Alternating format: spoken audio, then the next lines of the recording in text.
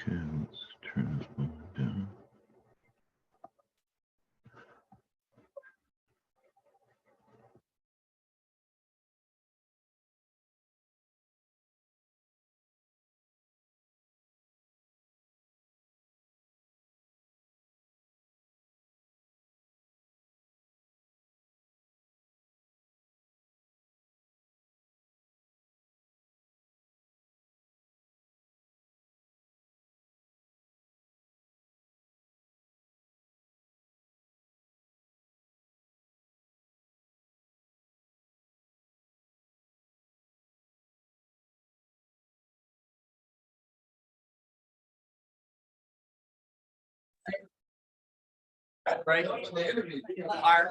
Hey, Ron, can you say something for audio check? Test. Probably no reason to. All right, thank you, Ron. Other ones too over time. Yeah. Yeah, so I'll try to have it set up. Oh, that's right, we gotta be out of here, don't we? Yeah, Right. I've got exactly the same. Hi, Dan, Kevin. welcome. How much time do you need for your presentation? 8 hours. Excellent. Yeah. Okay, so we're gonna have a 10-minute meeting and a 50 minute. I told them you could have 50 minutes. Wow. I prepared for 30. Okay, we'll give you 30. That's pretty We hard. gotta be out of here right at 8:35. Exactly. All right. So no messing around here. No messing around here, folks. Which means like no committee. Looks good.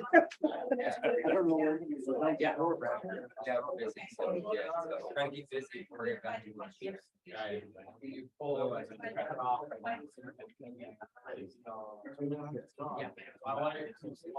Yeah, I don't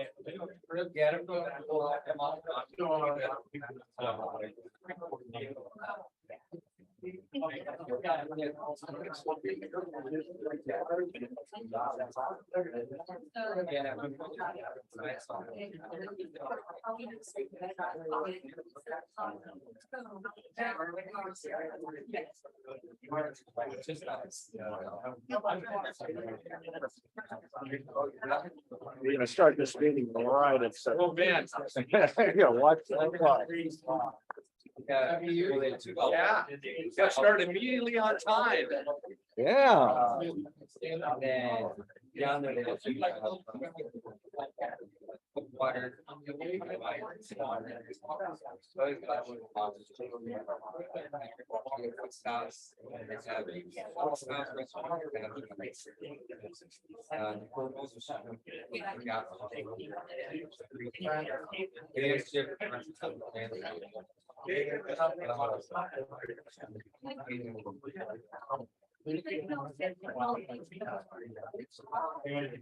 Yeah, like that's.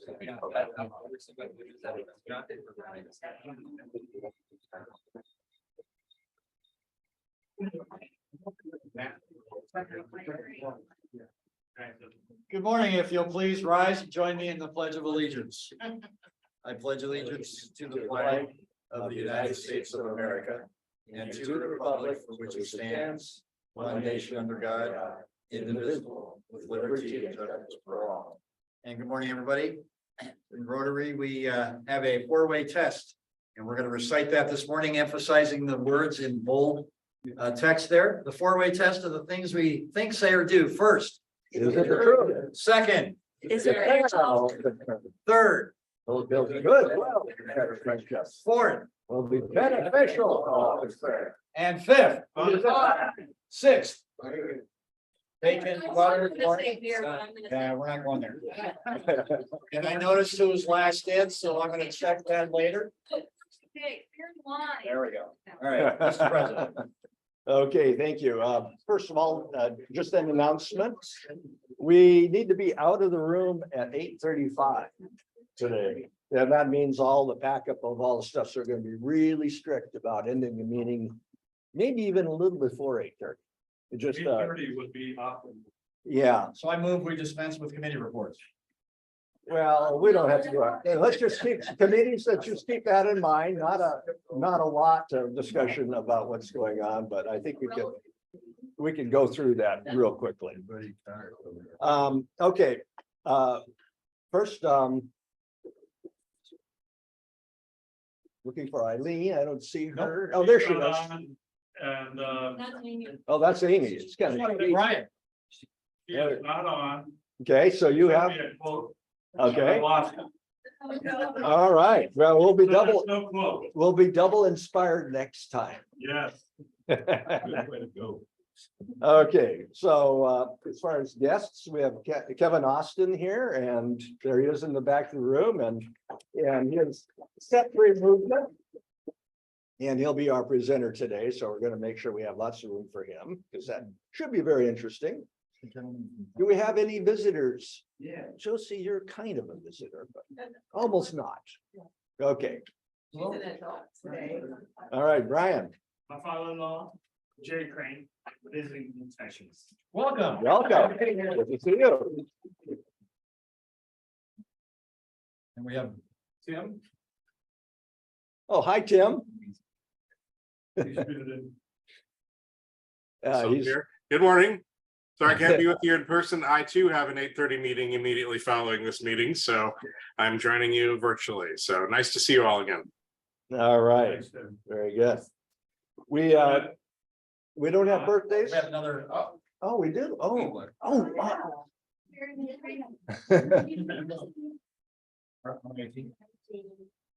Welcome, Jay. Yeah, what's with that? Why the yawn? I barely started talking. I gave her a membership application already.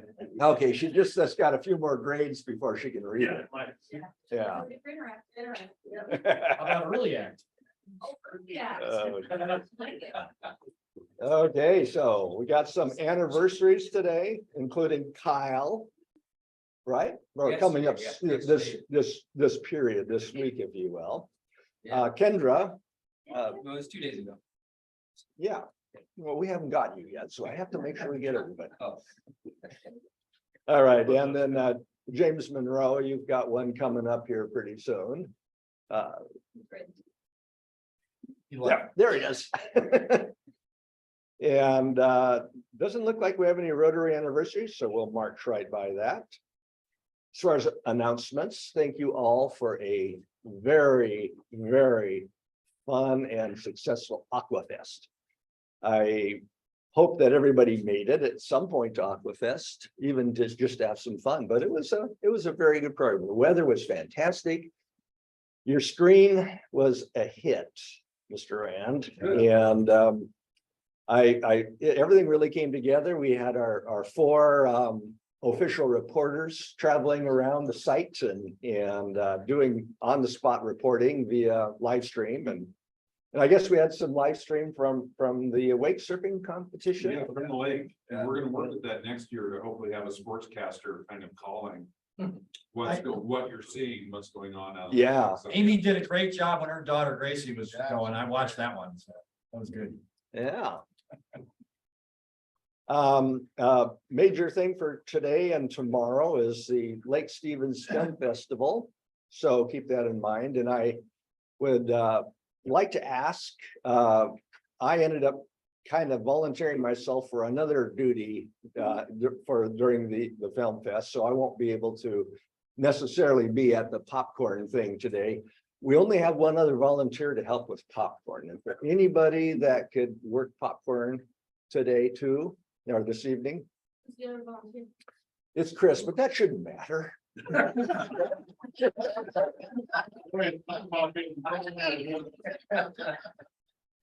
Brownie points for the president. So after the meeting or whatever, if you could speak up, that'd be wonderful. Otherwise, Chris. I'll pick up the popcorn machine. I think Jim and somebody else is gonna be there. You? Yeah. You? It's me. You? Okay, good. Sorry, yeah. Good. Okay, and just a reminder, it's a great place to take your kids. They love to serve popcorn. I know from experience. Okay, and just quick on the Lopez ride, email went out early this week. And we've already got several people that have expressed an interest in the ride. So if anybody that hasn't responded to me on that wants to participate, and we haven't set a firm date yet. So if you're just interested in doing it. I thought you said the 9th of September. Well, we have people that want to do it, but the date isn't working really well. So what we'll try to do, once we find out who wants to do it, is we'll see if we can find a common date that will work. You know, we can be flexible. Question about- So is it, we have an option that you can ride along, maybe what, get off the ferry, do whatever, and then meet up for lunch? Yeah. Or ride a bike? Yes. In your Yeah. case, you're riding a bike. Pardon? In your case, you're riding. Well, I have to go ride, right? So which I'll do. You- I'll do it. So, Oh, yeah. I think she needs to get what Lance said. There we go. You have an e-bike? Yeah, it does. Yeah. I can put a back seat on.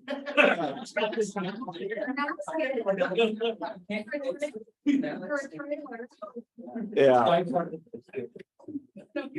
So to answer your question, that's the intent. The intent is to have at least one vehicle along, on the island. Right. And I will, Who's your ground crew? well, it just depends on who all's going. We'll figure all this out as we go. I'm a ground crew. And if we don't have a truck, we'll take my SUV with a bike rack in case we have any issues. My truck Oh, as well, yeah. okay. And you're definitely going to be taking it on the island? Yeah. All right, well then, there we go. Reservations are required, I think. Yes. Certain requirements, if you sign up early or later, they hold 25%, and then they release another 25. Yeah, I guess you gotta really kind of watch and get a reservation. if it is the 9th, Walk-ons and bikes are, you just get on versus the automobile. and I think we'll make a decision on those of you that have responded. We'll try to get the email tree going and make the decision on the date this weekend. And I will say that if it is the 9th, I've already got 3 reservations. I just grabbed them in advance just to make sure. Yeah. I did as well. The 9th. Yeah. Now, just FYI, one of the conflicts on the 9th is the run, the triathlon. And so another thing On is, the island? no, it's here in Lake Stevens. So another thing to keep in mind is if you aren't going to do the bike ride is consider volunteering. Like some of us volunteered last year to assist with the triathlon. It's pretty easy. You stand there at the intersection. We got money for it too. Okay. All right, so all that's good stuff. We gotta have all the fun we can while the sun's up. So let's go to reports, and we'll start with Jack. And Jack, can you do a report on what the take was on Aquafest too? I put it in the email, but it's roughly 6,000.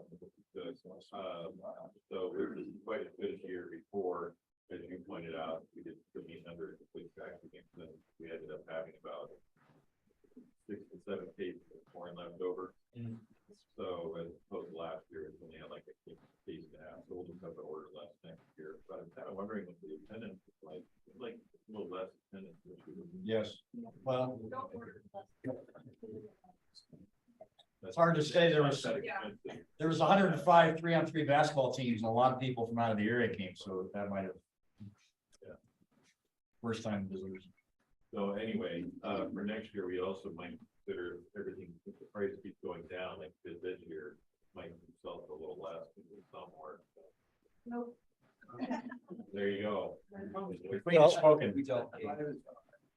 We didn't have too many And we grumblers. also paid out all of our, I'm gonna be paying out all the scholarships to the exception of one, just one little snack on one person, but that'll all go out today. So both bank accounts will be running a little lower than normal for a while, so you can pay your dues. That would be awesome. Yeah, it sure would. That would help a lot. Okay. And about more than half that.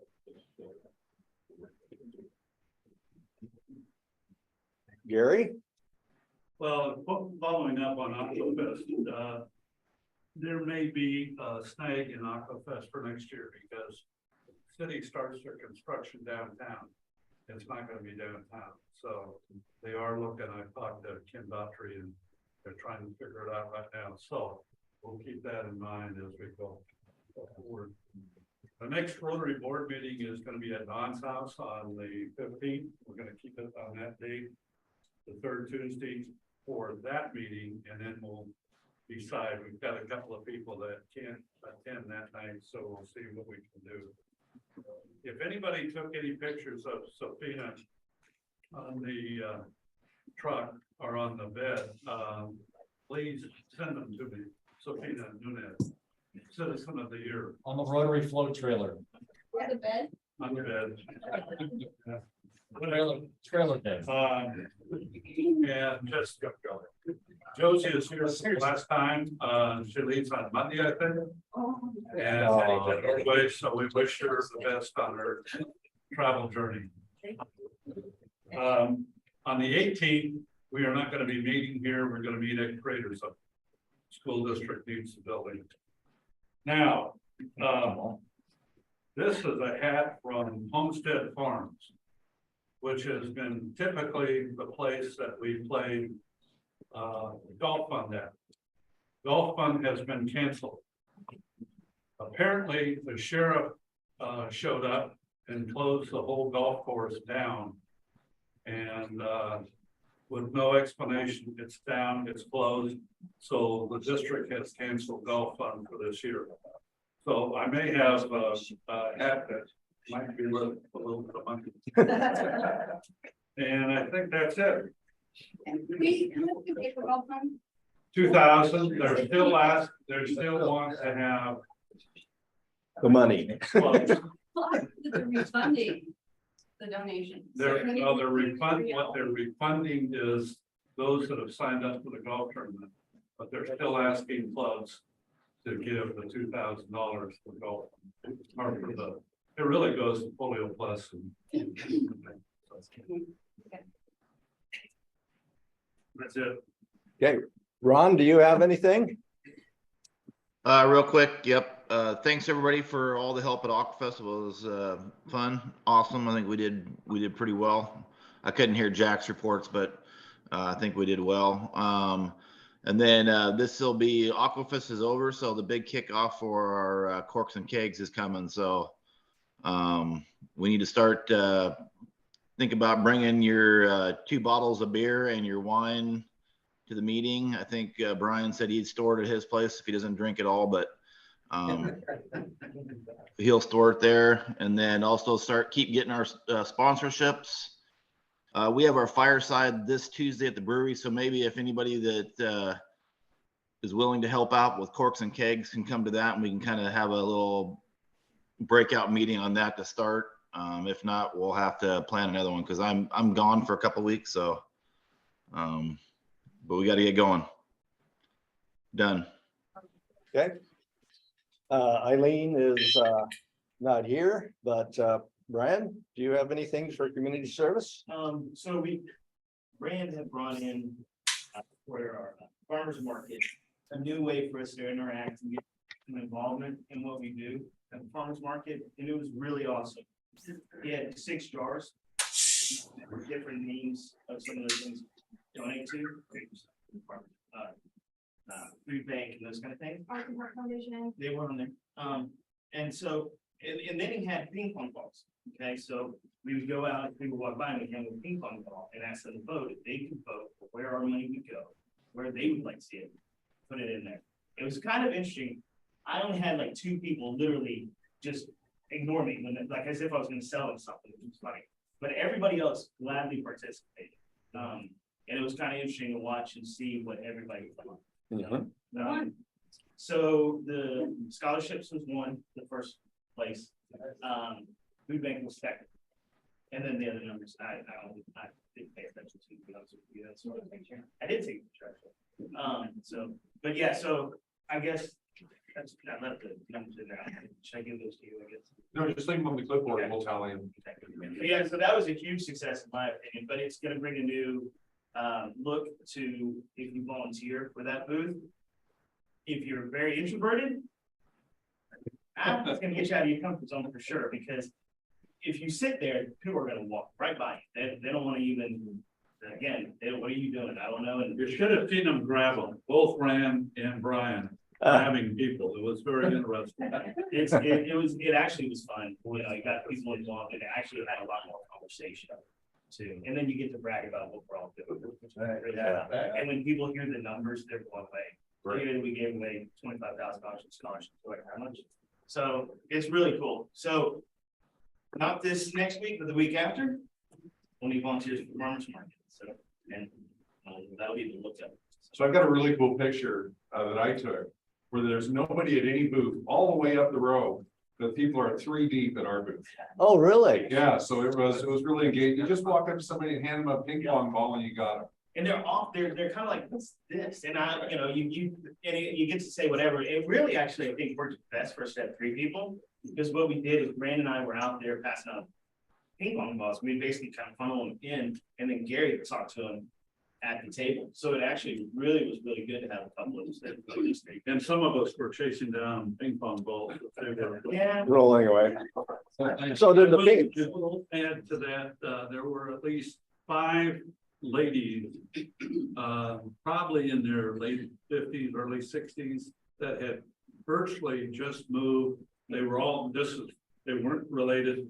They all came up at different times and they wanted to know about the community. So we were able to engage on what was going on, where the senior center is, and other things. A lot of questions about Greater Zone, a lot of questions about food bank. So we were able to share a lot of information. Good. So it's really a good source of just having a conversation. Good.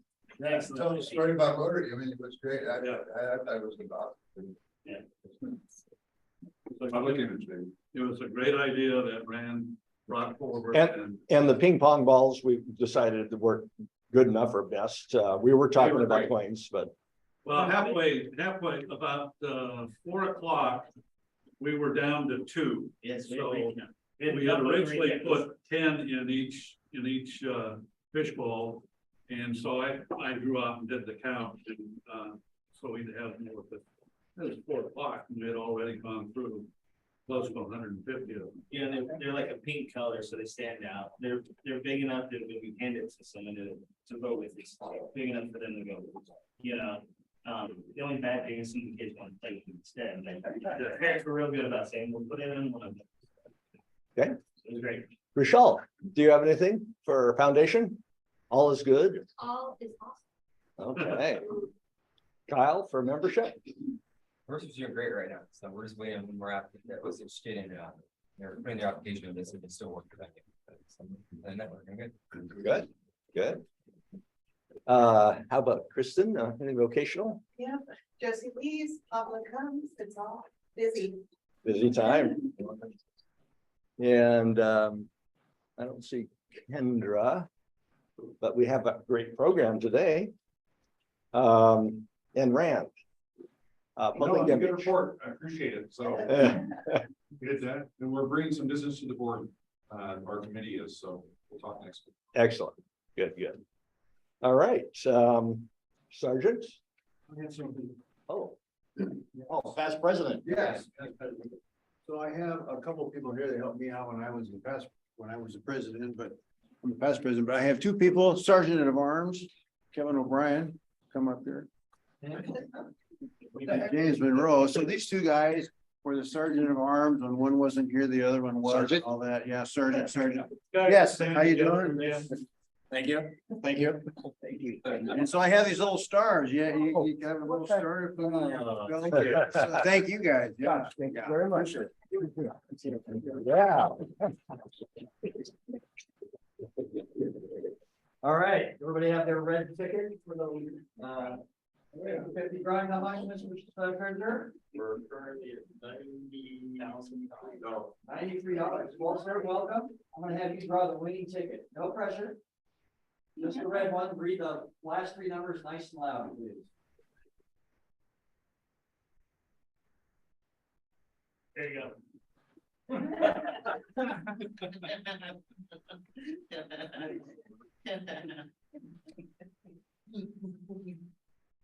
$096. Oh, yeah, right. All right. All right. Now you get to draw the winning duck there, one duck. There you go. Nope. All right.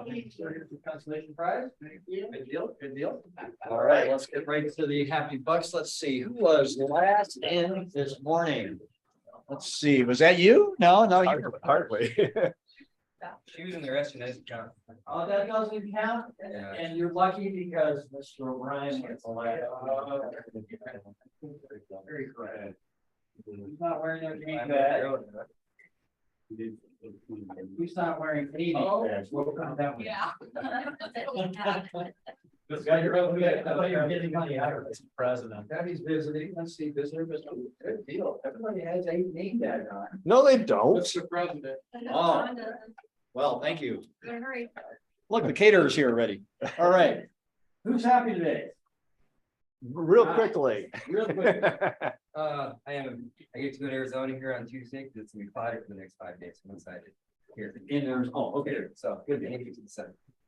Mr. Hagan. It was a nice, come from behind win for the Mariners last night. Yes, it was. It was really good. Steve. Good now, happy to participate in, Aquafest, that was some fun. Super fun, it is. All right. My baby girl is 18 years old today. So I'm 18 and it's like, oh, We have time to sing happy birthday? Yes. All right. 1, 2, 3. Happy birthday to you. Happy birthday to you. Happy birthday to you. Happy birthday to you. thank you. Wonderful, wonderful singing voice. All the best. You bet. Chief, I'm happy to be here today. Excellent. I'm happy you're here. Happy to survive my last 3-day birthday celebration. Now it goes on the board.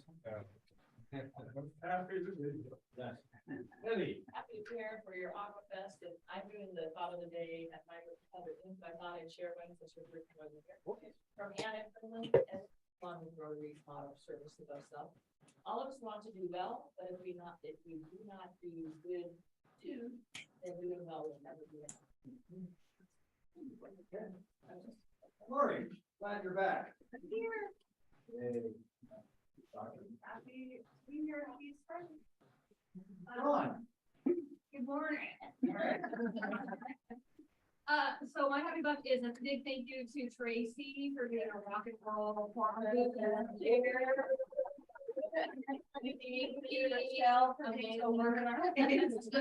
Well, I was down at Aquafest for a couple hours on Saturday night and stopped by the booth, and everybody was working. I saw all smiles, selling corn.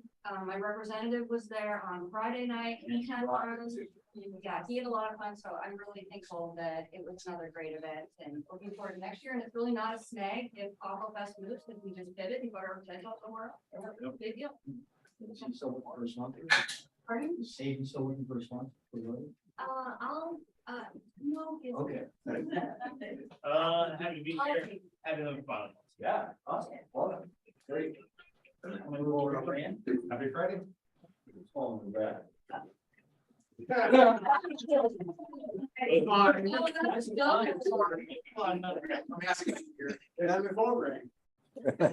This is two happy bucks. We, got 308 hours from all the volunteers from, Thursday night through Sunday night. That's probably not counting Rochelle, that you have put into it, and Tracy, all that you put into it free. So if you've got some hours to tell me, yes. And we'll add that, because I'll be sometime on the service projects, here this coming week. Awesome. Yes. Happy Friday. So this weekend I'm doing my first crew race, so I'm happy about that, but I'm a little nervous. Where? Greenway, okay. I like it. So, we had a big event on Saturday, and Mr. President, I'm gonna present to you that our float won 3rd place in the parade. There you go. So congratulations for that. Yeah, I think it was all the wonderful people sitting on the float There you go. and following. Not the walkers. And then last year, we somehow didn't pick up our trophy for the parade last year. We won second place for that float, so we'll lay that there. Sorry, I should add the school district won also for their entry in the classic vehicle category. Somebody, the school district with their bus. So, oh, online people, Ron, are you happy? Yep, happy, $10 happy. Awesome. And Brian. Right? Hey, it's Amy. So I'm super happy to see Joyce on this morning. Well done, everyone at Aquafest. Such good teamwork, and especially to Rand for the screen. It really was cohesive to bridge a lot of gaps for our community. So much good feedback on that. Chris Jacobson did such an amazing job just making the whole weekend flow. I visited Debbie at her oil and vinegar shop and got some amazing flavored oil, or excuse me, it was vinegar, so I can make some non-alcoholic shrubs. Lance popped by and we're securing some new shelving that I'm really excited for my kitchen. Two more important things. We have a blood drive coming up this upcoming Friday. So the very next one, August 11th, in the very room you guys are sitting in.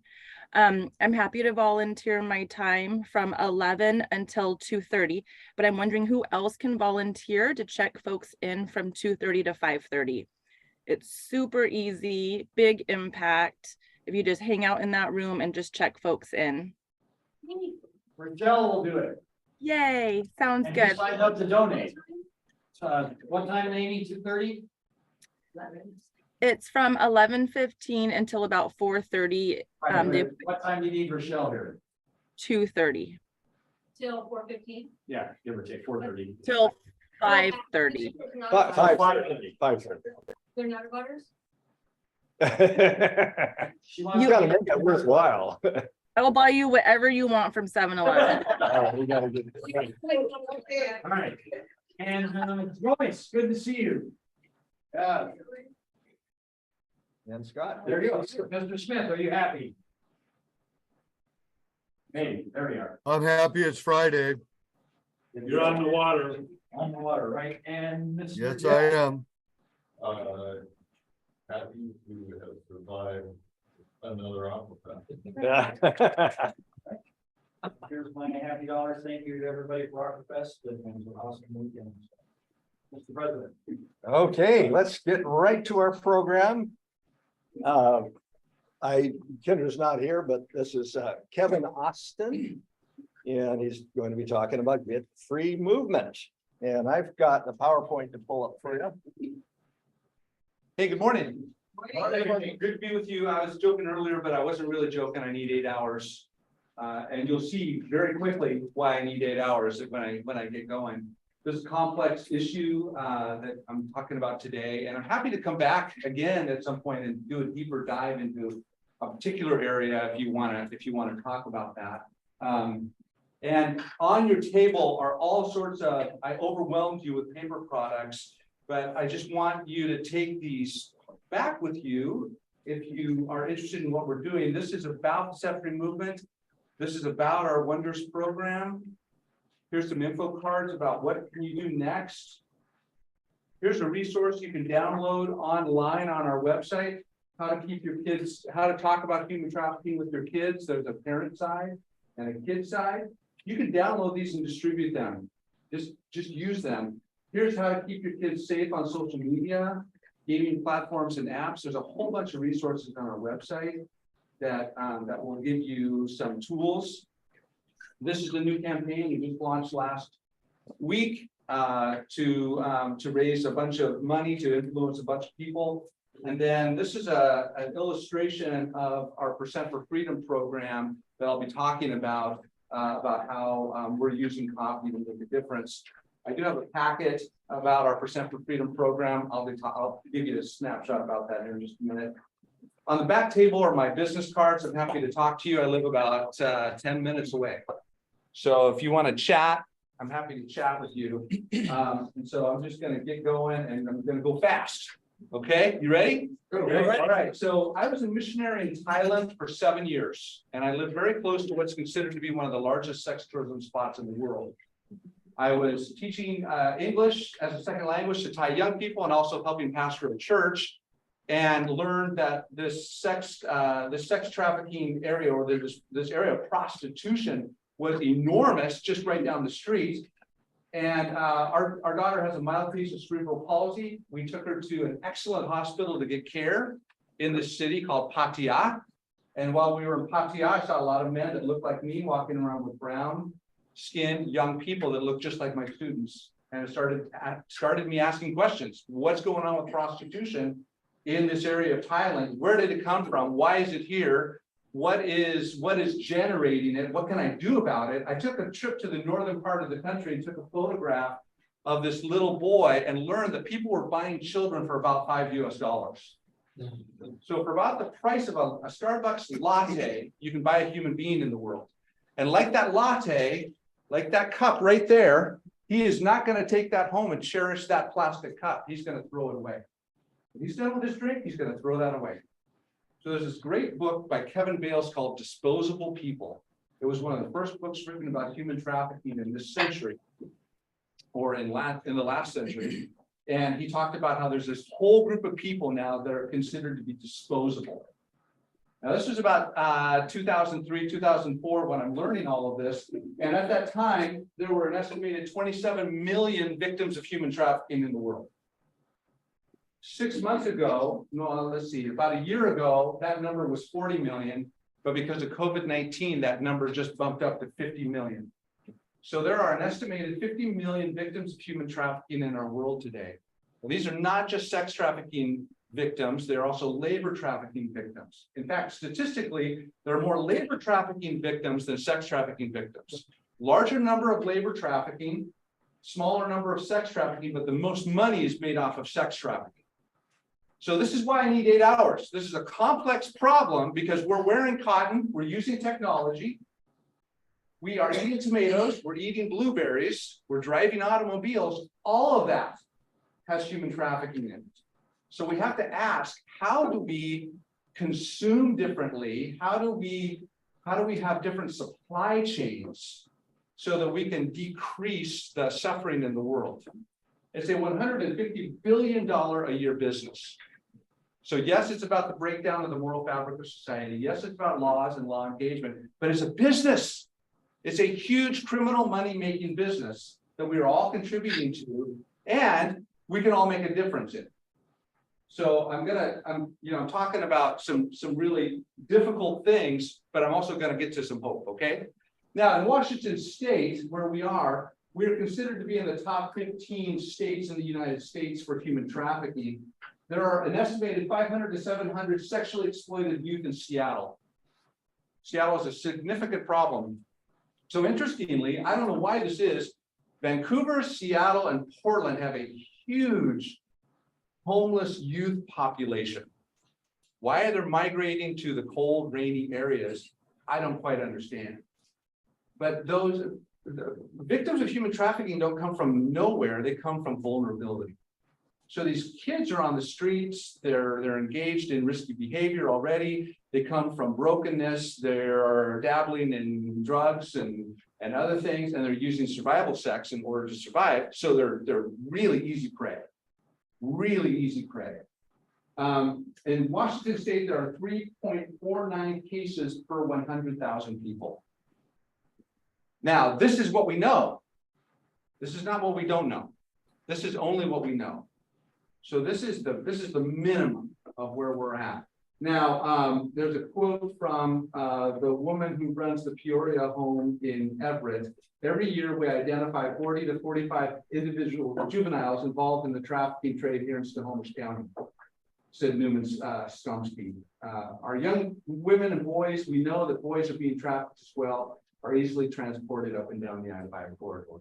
So the I-5 corridor is a major trafficking location. There's a lot of trafficking that's moving up and down that I-5 corridor. I know from personal experience that there's human trafficking in some of our landscaping businesses in Snohomish County. This is just a little bit of a snapshot for Washington State.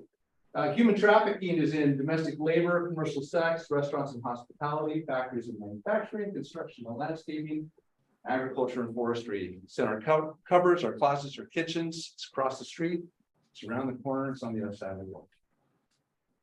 So we have been, so the set-free movement has been, I founded it 14 years ago. We've been in little tiny rural towns in Illinois, and we found human trafficking. Little towns of 3,000 people, we have found human trafficking in the form of a mother renting out a child so that she can get high all week on the weekend. Truck stops. So we found it in little tiny rural towns, and of course we found it in great big cities. So it seems to be everywhere. It seems to be everywhere. It's a global epidemic. But here's what I like to point out to people. We could talk about numbers and statistics all day long. You can find out lots of stuff on the internet, but here's the real question. How much is she worth? What is the value of a human being? That is the question. And the answer is that she is worth more money than has ever been printed in the history of the world. You cannot put a price tag on a human being. She's created in the image of God with dignity and value, and it is a great evil to buy and sell and use her as a slave. That is wrong. And so we need to rise up and do something about this. Now, what creates vulnerability? So when I got into this, probably started exploring this about 20 years ago, it was like human trafficking. But then I stood back and I asked, well, what creates human trafficking? And it's vulnerability. So what creates vulnerabilities? Poverty, cultural religious values, some cultural religious values, systems of oppression, family dysfunction, racial inequalities, discrimination, racism. This is a picture of some Roma girls in Bulgaria. So we have work in Bulgaria. Roma girls don't look like me, like most of us. They are brown skinned and they're gypsies, and there's extreme prejudice against them. They're forced to live in these sprawling slums. They don't have job opportunities, educational opportunities, on and on. And so they're incredibly vulnerable to human trafficking. A horse is more valuable than a girl in the Roma community because you can use a horse to transport, for work, for whatever. So this is why I need 8 hours, because it's not just about human trafficking. It's about poverty. It's about racism. It's about gender inequality. So it's a complex issue. It's about the breakdown of community. It's about environmental disasters, history of trauma and abuse, political instability, oppression, addiction, and poverty. And it's really about broken relationships, broken communities that then become broken systems and broken cultures. So we need to not just fix problems, we need to create transformational impact. We need to change communities. We need to change the value systems driving this. That's a long, hard work that we really need everybody to be involved with. I've got this, I often do a 2-hour teaching on all of this stuff. And one of the segments is the influencers. How do we mobilize the influencers, which are teachers, media, culture makers, business leaders, healthcare leaders, faith leaders? How do we get everybody focusing in on this in some way so that we can have a coordinated response, so that a place like Lake Stevens becomes a zero tolerance community? We've got zero tolerance for forced labor. We've got zero tolerance for oppression. We've got zero tolerance for racism. We've got zero tolerance for human trafficking. Like that's what we want to work towards, but that's a generational work. Like we won't see that necessarily, but maybe that little baby will. So we're working for her. So about the set-free movement. So now I'm going to shift over to hope, okay? So the set-free movement, our vision is to see the vulnerable protected, captive set free, and the oppressed experiencing hope and healing as neighborhoods are transformed. And this is Camille. Camille is in Seattle. And Camille had this long journey of exploring what can we do about human trafficking in Seattle. They started partnering with a wide variety of places, but they learned that, now get this, they learned that in the United States, an estimated 70% of those involved in prostitution at one time were foster kids. Did you get that? At one time, 70%. So 70% of those involved in strip clubs, prostitution, etc. At one time, they were foster kids. So they started to do a deep dive in the foster care program in King County. And they started connecting with social workers. And she's at First Free Methodist Church right in Seattle. They started a free dinner once a month for families to come, foster families to come, so they could get the education that they need and the kids at a safe environment, free of charge. Before COVID, they had 100 families coming once a month. They've started it back up again, and it's starting to ramp up again. So they started doing that, and then they started loving on the social workers. So they started giving the social workers fair trade chocolates, flowers, gift cards, because the social workers are overworked and underappreciated. Then they realized, oh, these kids are exiting the foster care system and they're being given money, enough money for 1 year to rent an apartment, but they don't have any goods. So she got all the elderly people to give all of their belongings to her when they move out of their home. They've got this great big place, you can see it in the background, this great big place at the church where youth can come and they can walk through and they can say, I want those dishes, I want that chair, I want that funky picture, I want those sheets. And they load them up in a truck and they take them to the apartment, and now that child has those things. So I just heard from her that one person a day now is going through that room and picking out stuff. And they give them a care package with cleaning supplies, on and on and on. She's having, they're having transformational impact in Seattle through the foster care system, helping the foster care system. So that's one of the things. That's one of the things that we're doing. Our mission is to mobilize faith communities, financial partners, and all segments of society towards ending human trafficking and creating new futures through community-based action. Now, this is some of our team in India, Mumbai, India, and this is Nayan right here. And Nayan is in partnership with the Indian government. And when a child is rescued in another part of India, but they're from Mumbai, somebody has to go retrieve that child, bring them back to Mumbai, and put them in a safe house. Nayan and his team do research about the safe house, and then Nayan gets on a bus or a train and goes and brings that child back. And in 2019, he helped educate 6,000 people about the dangers of human trafficking. So he goes village to village, hostel to hostel, doing education. And he came to me and he said, we need to go to where the people are not. And I said, okay, where are the people? He said, they're playing cricket. I said, okay. So he started a cricket team. So this is our Set Free Movement cricket team in Mumbai, India. And they go out and they play cricket in the direction of freedom, and they talk about human trafficking. This guy in particular is really scary. He really scares me. But it's just really cool what's going on in India. This is our team in Jackson, Spring Arbor, Michigan. Again, back to homeless youth. They did some research and learned that Jackson, Michigan had the highest percentage of homeless youth in all the state of Michigan. And they did some more deep diving, and they learned that those homeless youth, they had money from the government to rent, but nobody would rent to them.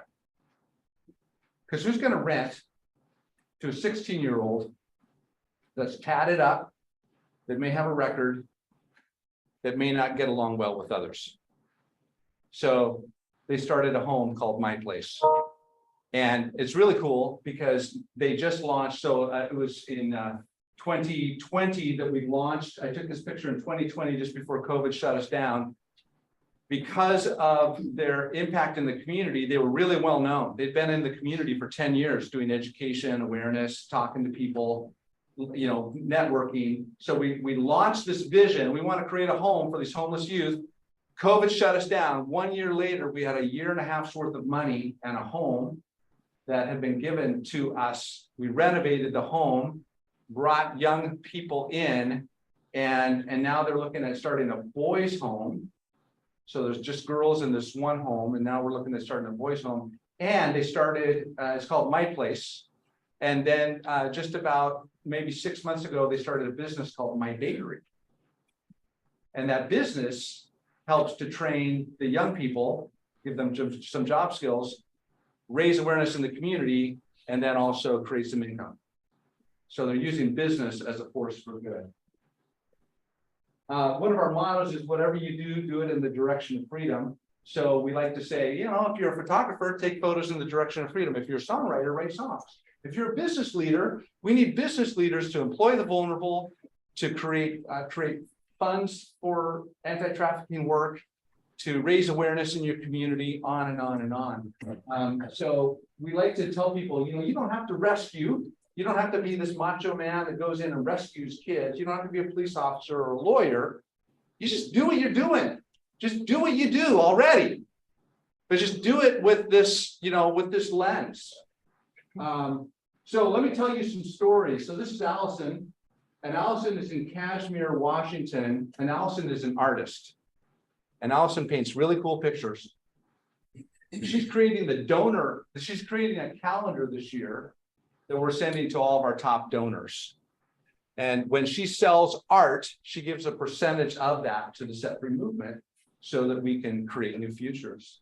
Now this is Trevor. This is a really cool story. This is Trevor, and he's the guy that is this coffee card right here. So I met with Trevor, and he's got this coffee company called Imprint Coffee in Sodus, New York. And Trevor wants to make a difference. He doesn't want to just serve great coffee. He wants to be a good neighbor in his state, in his community. So, so we partnered with Trevor, and when you buy a cup of coffee from Imprint Coffee, they give you some information about human trafficking. And they created a freedom blend that if you buy the freedom blend, the Set Free movement gets 25% of the proceeds. And this is an illustration that they sent this out in their boxes of coffee. It says, thank you for your order. And then there's information about Imprint Coffee. But then it says, you can drink coffee in the direction of freedom. We're happy to partner with the Set Free movement to create new futures to end human trafficking.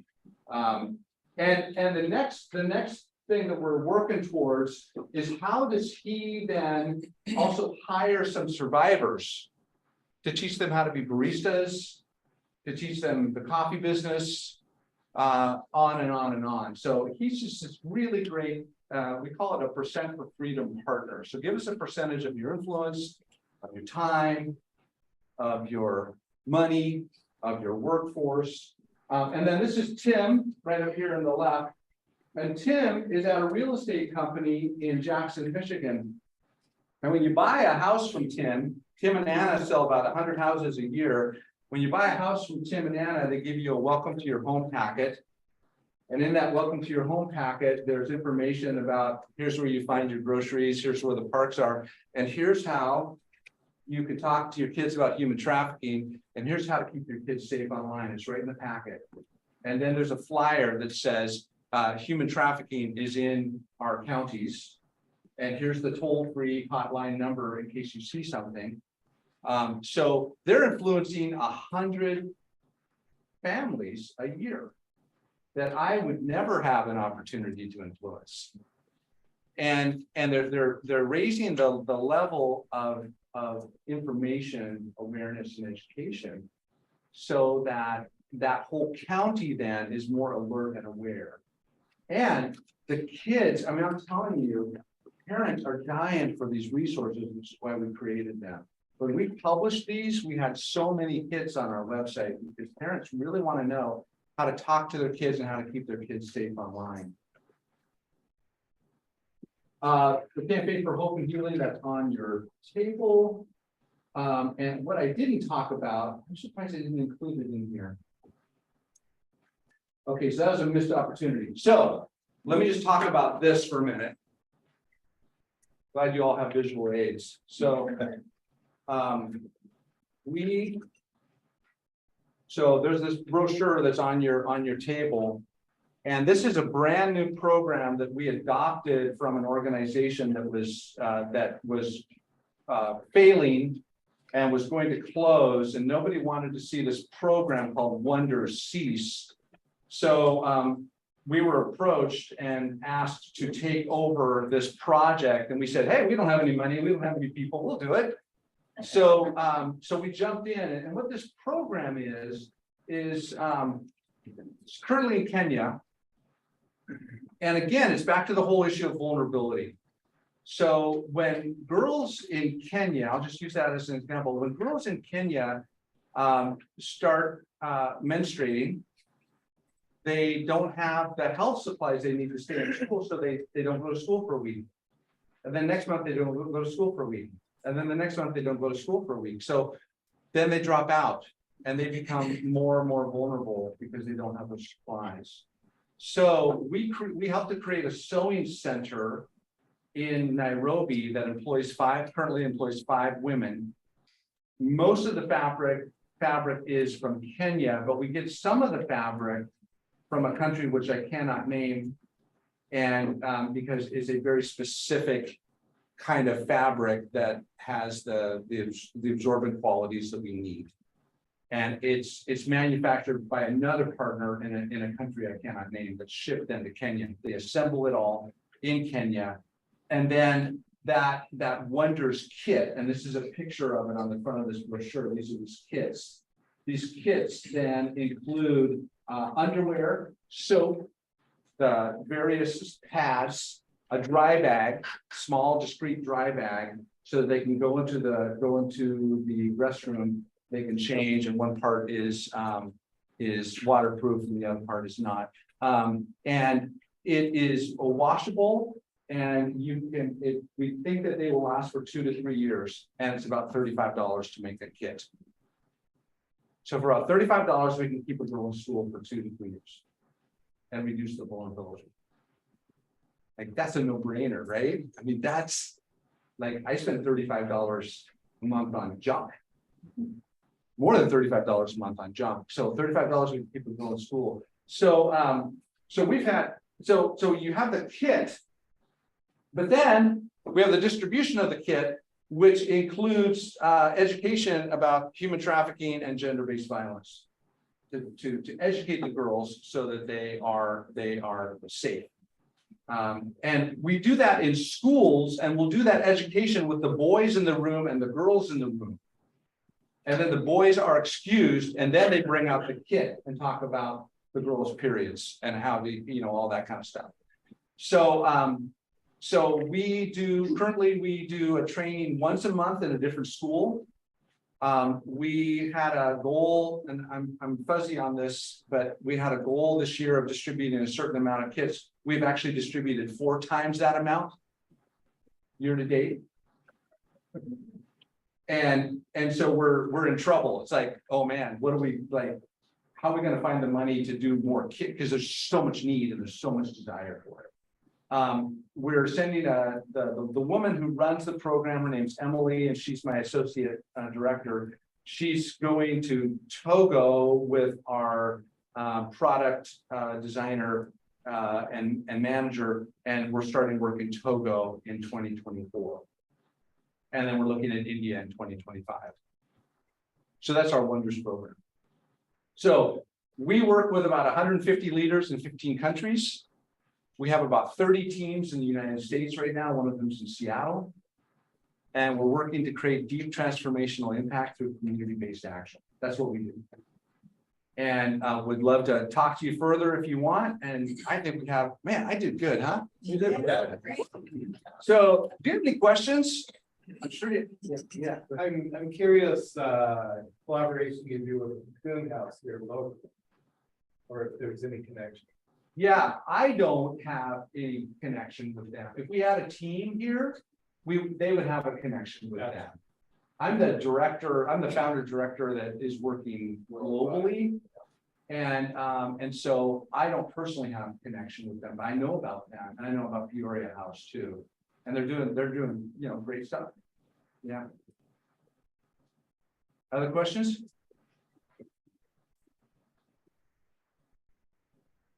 Yeah. I definitely, you're kind of touching on some of this, but you have some of these kids that are being trafficked. Yeah. And they have, I see on bathroom stalls, your neighbor calls. Yeah. But once they're pulled out, then trying to give them the alternative. Yeah. How do you live now? Yeah. Yeah. So we have helped to start about 20 different homes, 2 in the US, 3 in the US, and the rest international. to deal with either survivors or to protect vulnerable youth. A lot of it's protecting vulnerable youth. And I'll just say that we are geared primarily towards prevention than rescue and restoration. Rescue and restoration is incredibly complex, incredibly costly, and it tends to be very localized. It needs to be, in fact, what we did with our first home we launched in Illinois is that we worked with them for about 5 years. They were our team for about 5 years. But when they launched this home called Eden's Glory, we, like our kids, we let them go. So they ceased being part of the Set Free movement, and now they're Eden's Glory with their own board, their own finances. And so we don't have there's no connection anymore between us and Eden's Glory. And then we've got a home in Monterey Bay, and we've got this one in Jackson. And then we've got a whole bunch international. The ones international are just very different, but it is really challenging. What we want to do is we want to prevent it. Because even if you rescue them and get them into a rehabilitation program, they're never whole ever again. You know, they can have some healing, they can be in a better place, they can have, you know, meaningful, really good lives, but there's always that trauma, that pain that is there. So can we prevent it? Like, can we stop it before it starts? That really is our focus more than anything else. Thank you so much. Thank you. Get our emails and please feel free. I failed to mention that I have the case for support statement here on some of the tables. You can have that. Take literature, talk to me, my business cards. Thanks. Yes, absolutely. And thank you. Yeah, thank you so much. Very interesting, very good presentation. So in the interest of moving, let's adjourn.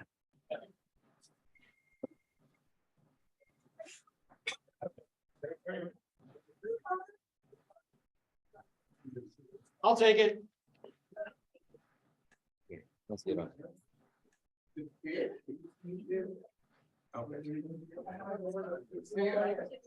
Bye, Sarah. Hey, thanks for having me.